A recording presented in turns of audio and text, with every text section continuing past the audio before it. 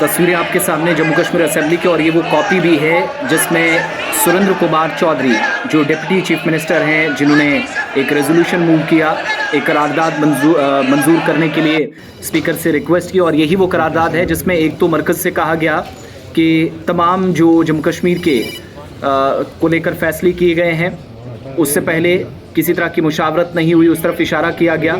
और जम्मू कश्मीर के जो अवामी नुमाइंदे हैं, इलेक्टेड रिप्रेजेंटेटिव्स हैं, उनके साथ डायलॉग प्रोसेस या फिर वो जो मुज़ाकराती अमल है वो शुरू किया जाना चाहिए। और जम्मू कश्मीर के बुनियादी हुकूक जो 5 अगस्त 2019 को सलब किए गए नेशनल कॉन्फ्रेंस के मुताबिक, वो फौरी तौर पर बहाल होने चाहिए। और यकतरफा फैसला 5 अगस्त 2019 का करार दिया गया।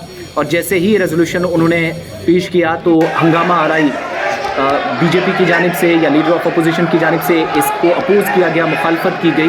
और सुनील शर्मा की जानिब से कहा गया कि लिस्ट ऑफ बिजनेस जो थी आज, उसमें ये था कि लेफ्टिनेंट गवर्नर ने जो खुतबा परसों दिया था उस पर इजहार तशक्कुर हो, तो अचानक से लिस्ट आना, पहले तो ये रूल्स जो हाउस के हैं उनकी खिलाफ वर्जी। इसी दौरान हंगामा हुआ, नेशनल कॉन्फ्रेंस इसे बुनियादी हक करार दे रही है। और आज ही खबर थी कि सजाद गनी लोन भी इस मामले पर अपनी बात रख सकते हैं। लेकिन बड़ी बात यह है कि जम्मू कश्मीर के अंदर नेशनल कॉन्फ्रेंस 8 अक्टूबर तक जो वादा कर रही थी, उसका ये एक तरह से कह लीजिए कि जो पहला नुक्ता था उस पर उतरने की कोशिश की। लेकिन हंगामे के बीच 15 मिनट के लिए हाउस मुअत्तल हुआ है। दोबारा हाउस की कार्रवाई थोड़ी देर में शुरू होगी, लेकिन अब लगता नहीं कि हाउस चल पाएगा, क्योंकि बीजेपी की तरफ से प्रोटेस्ट इस वक्त वेल तक तमाम लोग दाखिल हुए हैं, जब बाकी सारे मेंबर्स बाहर चले गए हैं। बीजेपी ने कॉपियां फाड़ी हैं ये जो रेजोल्यूशन था उसका, और दूसरी तरफ हाथ में तमाम मेंबर्स 50 से ज़्यादा जिनने लहराया।